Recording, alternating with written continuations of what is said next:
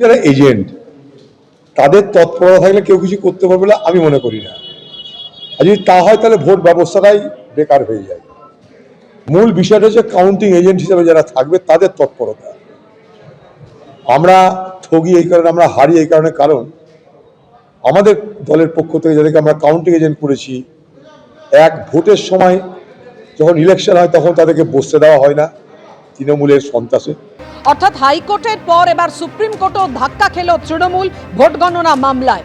আইনজীবী কপিল সিব্বল কি বলেছেন দেখুন।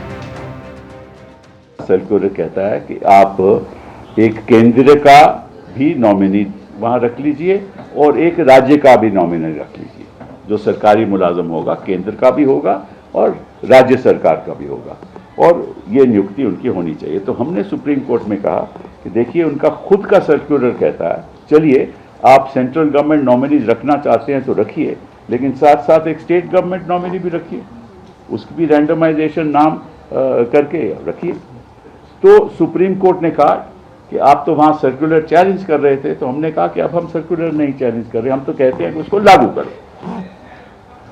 तो अब हमें उम्मीद है, और सुप्रीम कोर्ट ने यह कहा कि, और ये ऑर्डर है कि the election commission will follow the circular issued by them both in letter and spirit.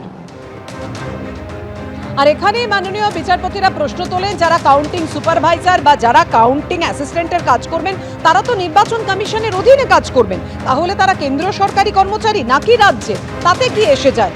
গণনা কেন্দ্রে সমস্ত দলের এজেন্টরাও থাকবে, তাহলে অসুবিধে কোথায় হচ্ছে? প্রশ্ন বিচারপতি জয় মাল্যবাগচি।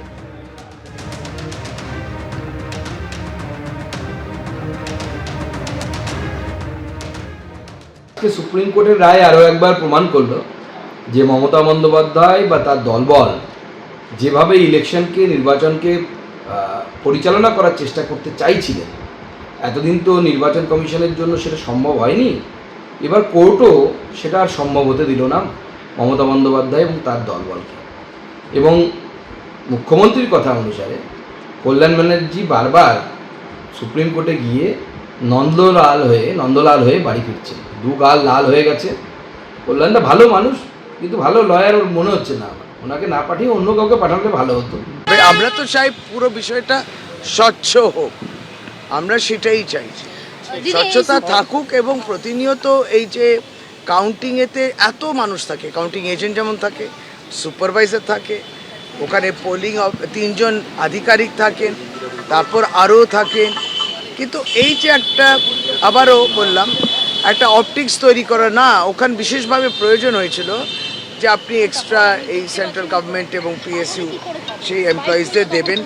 এই যে বিষয়টা তারা বলছেন সেটাই একটা অন্য মাইনে দেয়, দরকারই নেই। তো কাউন্টিং মধ্যে সুন্দরভাবে হবে। ঠিক আছে, আমরা সুপ্রিম কোর্টের যখন তারা রায় ঘোষণা করেছেন সেটাকে আমরা, সে রায়ের বিরুদ্ধে তো বেশ কিছু বলার থাকে না, সেইভাবেই কাজটা হবে।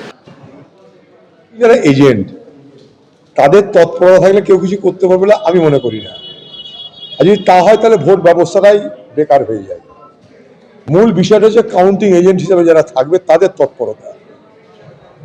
আমরা ঠগি এই কারণে, আমরা হারি এই কারণে, কারণ আমাদের দলের পক্ষ থেকে যাদেরকে আমরা কাউন্টিং এজেন্ট করেছি, এক ভোটের সময় যখন ইলেকশন হয় তখন তাদেরকে বসতে দেওয়া হয় না তৃণমূলের সন্ত্রাসে। এবিপি আনন্দ, এগিয়ে থাকে, এগিয়ে রাখে।